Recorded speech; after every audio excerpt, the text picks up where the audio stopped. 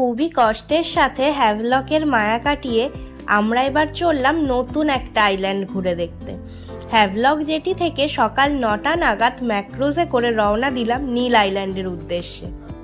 এই ক্রুজটি দেখতে ঠিক যতটাই সুন্দর, এটার চড়ার এক্সপিরিয়েন্স কিন্তু আমাদের ঠিক ততটাই খারাপ। পুরোপুরি বন্ধ হওয়ার কারণে প্রত্যেক যাত্রীরই প্রায় মোশন সিকনেস শুরু হয়ে গেছিল। এই ক্রুজের টিকিটও আমরা মেক মাই ট্রিপ থেকেই বুক করেছিলাম। এর সব ডিটেলস ডেসক্রিপশন বক্সে দিয়ে দেবো, তোমরা চেক করে নিও। ম্যাক্রুজের এই 1 আওয়ারের সাফোকেটিং জার্নিটা জাস্ট নিমেষের মধ্যে ভুলিয়ে দিয়েছিল আমাদের এই সিম্ফনি সামার স্যান্ড বিচ রিসর্টটি। এই রিসর্টটি আমরা ওদের নিজস্ব ওয়েবসাইট থেকেই বুক করেছিলাম। এদের কাছে 3 ধরনের রুমের অপশন আছে, কাসা আর্থ, কাসা এয়ার আর নীল ওশান সুইট। কাসা এয়ারের রুমগুলো সব ফার্স্ট ফ্লোরে ছিল, আর আমরা যে রুম বুক করেছিলাম সেটা ছিল কাসা আর্থের আন্ডারে, যার কিনা ব্যালকনি থেকে বেরিয়েই সুইমিং পুল অ্যাক্সেস করা যায়। এই কাসা আর্থের room with breakfast and dinner নিয়ে আমাদের পড়েছিল 10,384 টাকা মতো একদিনের জন্য। রুমে এসে একটু ফ্রেশ হয়েই আমরা বেরিয়ে পড়ি লক্ষ্মণপুর বিচে ন্যাচারাল ব্রিজ দেখতে। আর হ্যাঁ, এই আইল্যান্ডেও কিন্তু জেটি থেকে নেমেই আমরা 600 টাকা দিয়ে স্কুটি রেন্টে নিয়ে নিই। চারিদিকে সবুজে ঘেরা রাস্তা দিয়ে স্কুটি করে ঘোরার এক্সপিরিয়েন্সটা কিন্তু আমাদের কাছে এক অন্য রকম ছিল।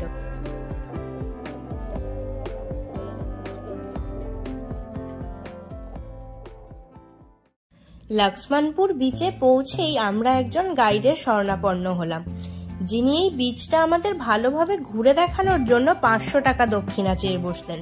কিন্তু আপনারাও অবশ্যই গাইড নেবেন, না হলে অনেক সামুদ্রিক প্রাণীর লাইফস্টাইল আপনারা জানতে পারবেন না।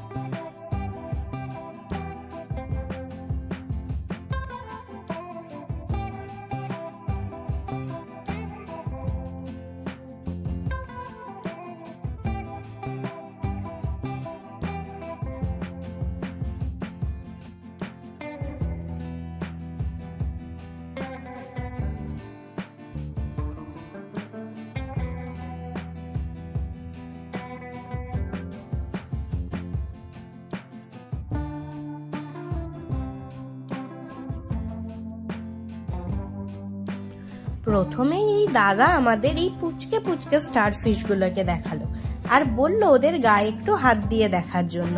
দেখলাম এদের টেন্টেকেল গুলো আঠালো আর বেশ কাটা কাটা।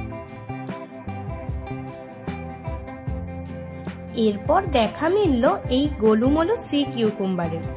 এগুলোকে নাকি বর্মাতে পাচার করে অনেকেই বেআইনি ভাবে অর্থ উপার্জন করে। এরা সমুদ্রের ইকোসিস্টেমকে স্টেবল রাখতে ভীষণ সাহায্য করে, তাই এদের পাচার করা বা কনজিউম করা ভারতে কিন্তু দণ্ডনীয় অপরাধ।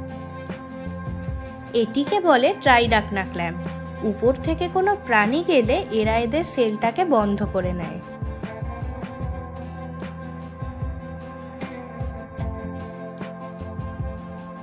তারপরে এই মাছগুলোকে বিস্কুট খাওয়াতে গেলাম। আর এটা দেখো, যেন একটা ন্যাচারাল অ্যাকোরিয়াম।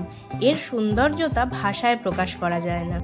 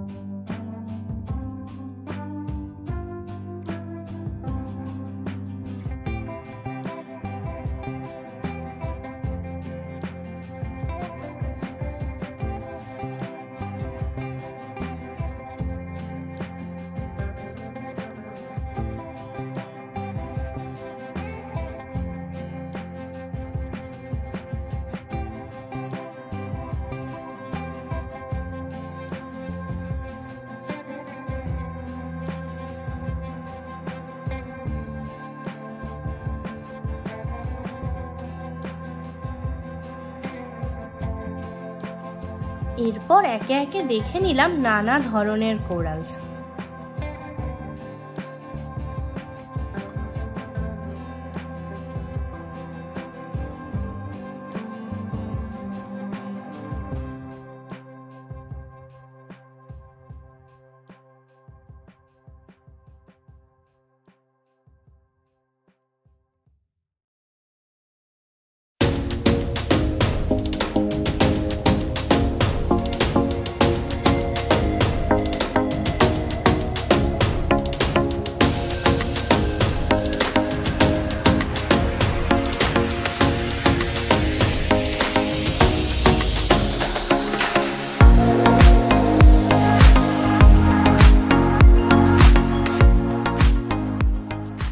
আর এই যে এখানে আছে সেই কিউট নিমো ফিশগুলো। এই নিমো পয়েন্টটা খুঁজে দেখতে গেলে কিন্তু গাইড অবশ্যই প্রয়োজন।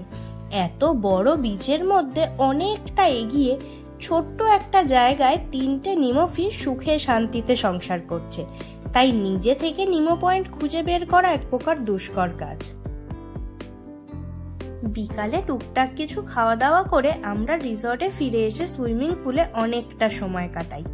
আসলে রাধানগর বিচের এই মনোমুগ্ধ করা সানসেট তো আমাদের একদিন আগেই দেখা হয়ে গেছিল, তাই আজ মনটা কেমন এই রিসর্ট আর এই সুন্দর সুইমিং পুলটাতেই পড়েছিল।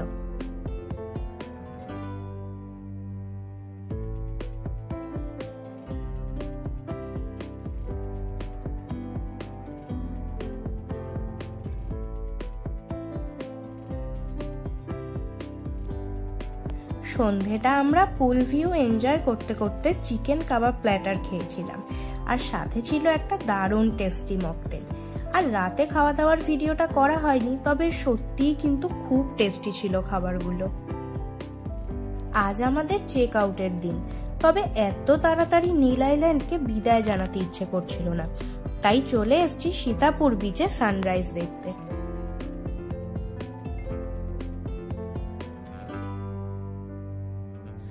তারপর রিসর্টে ফিরে আমরা ব্রেকফাস্টটা সেরে নিই। সাউথ ইন্ডিয়ান থেকে নর্থ ইন্ডিয়ান, আমেরিকান প্যানকেক থেকে মেক্সিকান অমলেট, কোনো কিছুরই বাদ ছিল না, আর প্রত্যেকটা খাবারই ছিল টেস্টে ভরপুর।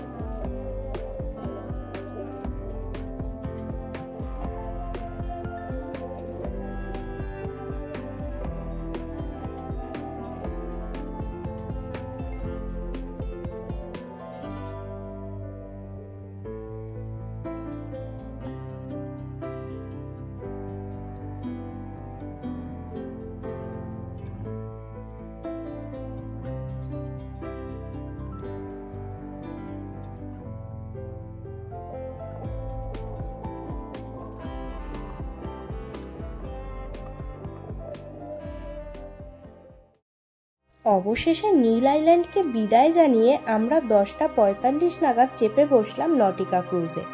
এই ক্রুজটি আমরা নটিকার নিজস্ব ওয়েবসাইট থেকেই বুক করি।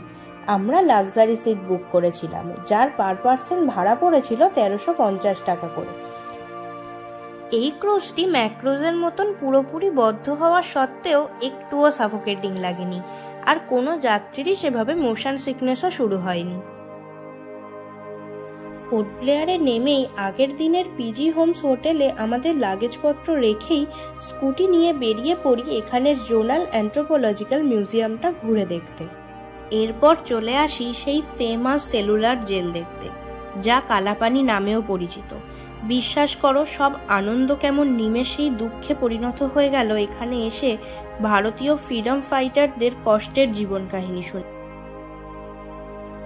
ওই 100 থেকে 200 টাকার মধ্যে গাইড পাওয়া যায়, নিয়ে নেবে, না হলে জেল বানানোর ইঞ্জিনিয়ারিংটা নিজেরা দেখলে বুঝতে পারবে না। এখানে বলা হয় যে কোনো ফ্রিডম ফাইটার কোন সেলে থাকতো তা কোনোভাবেই শনাক্ত করা যায়নি, কারণ ব্রিটিশরা তাদের কদিন পরপরই এক সেল থেকে অন্য সেলে ট্রান্সফার করত। তবে শ্রী বীর দামোদর সাভারকারের সেলটা একমাত্র শনাক্ত করা যায়।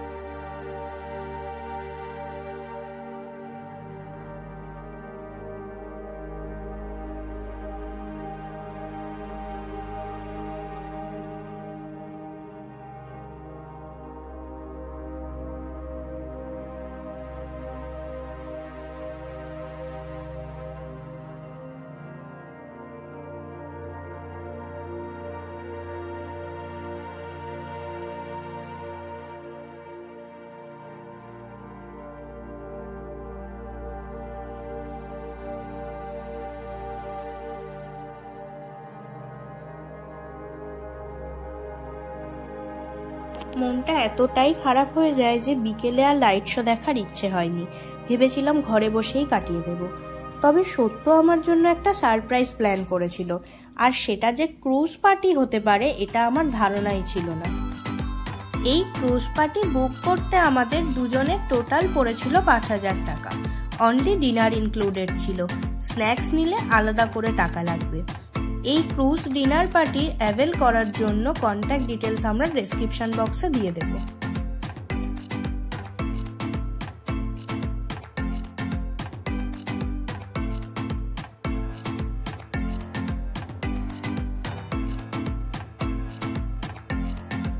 আমাদের এই আন্দামান সিরিজের ব্লগগুলো তোমাদের ভালো লেগে থাকলে প্লিজ চ্যানেলটা সাবস্ক্রাইব করে দিও। আর খুব শীঘ্রই ফিরছি তোমাদের সাথে নতুন কোনো ব্লগ নিয়ে।